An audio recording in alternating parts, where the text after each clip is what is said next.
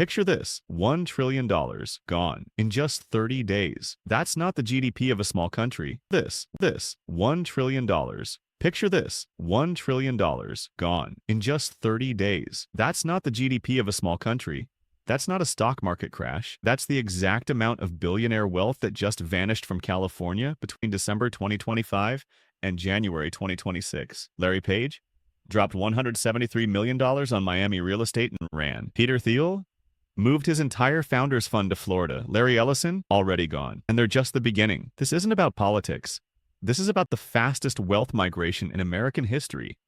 And it's happening right now. What triggered this stampede? A single ballot initiative that hasn't even been voted on yet. And Governor Gavin Newsom, he's watching his presidential dreams crumble in real time. Here's the story of how California lost $500 billion before breakfast. The initiative that broke California. Let me take you back to late November 2025. A healthcare union backed by the powerful SEIU filed a seemingly innocent ballot initiative. They called it the 2026 Billionaire Tax Act. The pitch sounded simple enough. A one-time 5% tax on anyone worth over $1 billion.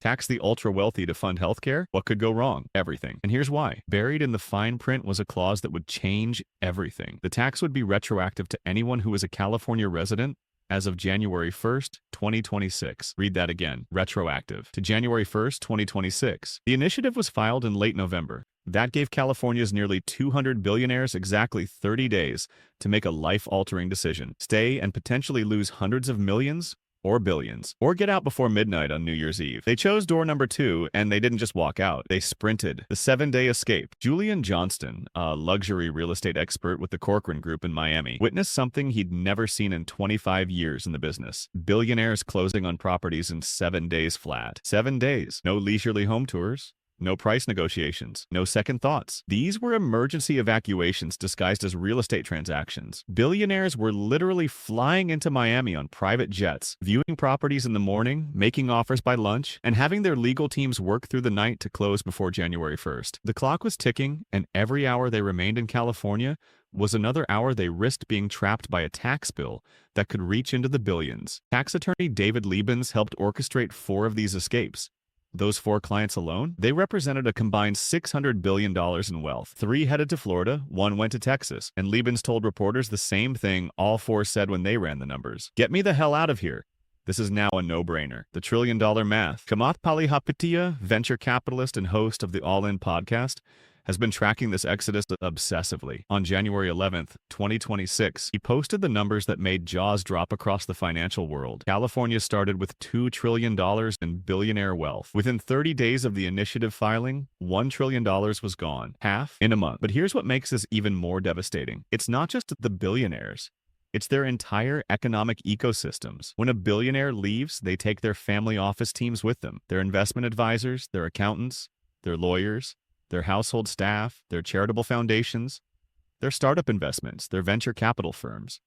The entire economic engine that surrounds extreme wealth, it all relocates. Peter Thiel announced on New Year's Eve that he'd been building a presence in Miami since 2020. Founders Fund had an office there since 2021. He was ready, and when January 1st hit, he made it official. David Sachs, tech mogul and now White House official, posted a cryptic message in late December.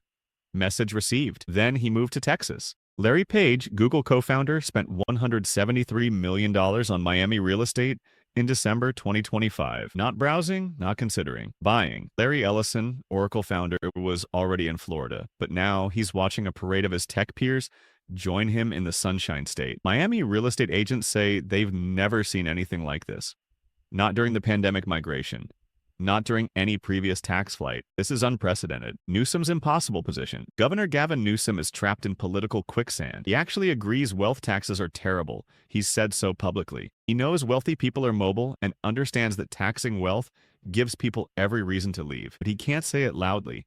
The union pushing this initiative wields massive power in the Democratic Party. Bernie Sanders backs it.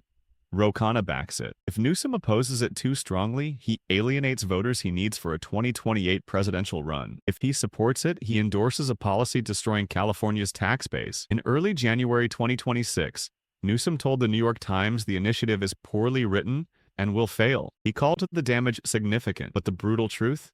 The damage is done. Even if voters reject this tax in November 2026, those billionaires aren't coming back. They've moved their families, relocated their businesses, and established new lives in Florida. No state income tax, beautiful weather, and a welcoming government. Ben Horowitz, now in Las Vegas, said the wealth tax was the best thing for breaking up the Silicon Valley network. California accidentally did what decades of competition couldn't. The fiscal catastrophe. Let's talk about what this means for California's budget, because the numbers are genuinely terrifying. California is facing its fourth consecutive year of budget deficits. In January 2026, Newsom proposed a budget showing a $2.9 billion deficit, better than the Legislative Analyst's Office prediction of $18 billion, but only if you believe his optimistic assumptions about stock market stability and endless AI profits. Here's the killer. California's budget depends heavily on its wealthiest residents. Almost half of the state's personal income tax revenue comes from the top 1% of earners. When those people leave, they don't just stop paying the theoretical 5% wealth tax. They stop paying everything. No more 13.3% state income tax on their earnings. No more capital gains tax when they sell stock. No more property taxes on their $50 million estates. No more corporate taxes from their businesses. Analysts predict this exodus could cost California hundreds of millions in annual tax revenue every single year, forever. But the indirect effects might hurt worse. Less venture capital for startups, slower job growth, falling luxury real estate prices, high-end businesses losing customers, charitable donations drying up. The economic ripple effects will touch every corner of California society. The Legislative Analyst's Office now projects a structural deficit of $22 billion for fiscal year 2027 to 2028, and that number could climb if the exodus accelerates. California has already burned through $12 billion from its rainy day fund over the past 2 years, cutting reserves in half to $14 billion.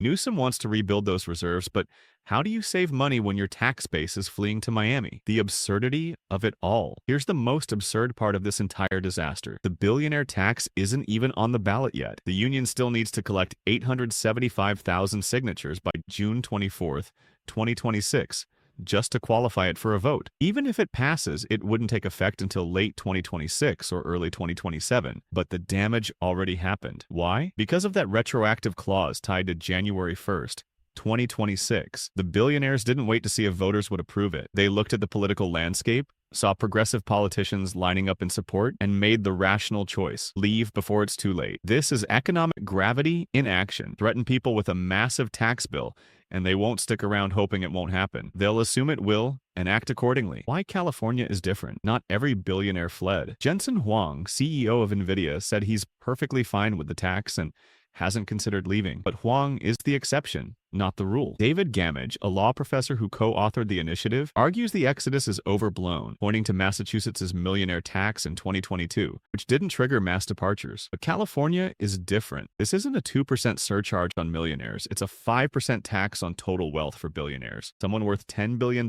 faces a $500 million bill. The retroactive deadline created artificial urgency, giving people weeks instead of years to decide. California already has the nation's highest income tax at 13.3%. Combined with federal taxes, top earners lose nearly 50% of income to taxes. The wealth tax piles on top, and remote work proved tech billionaires can run empires from anywhere. The pandemic shattered that final barrier to leaving. What happens next? If this measure reaches the November 2026 ballot, the campaign will be vicious. Billionaires will fund ads showcasing the exodus. Business groups will warn of economic collapse. If it passes, the trickle becomes a flood.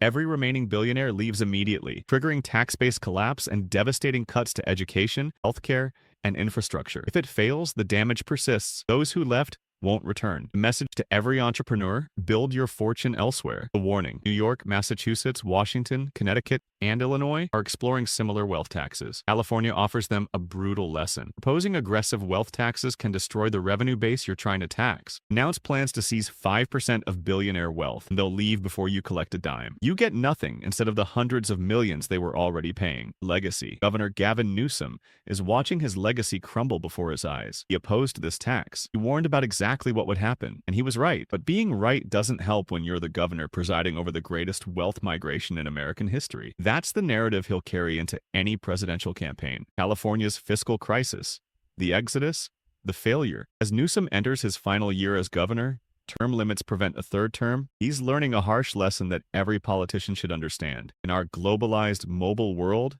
people vote with their feet. And when you threaten to take billions from billionaires, their feet move very, very quickly. 30 days.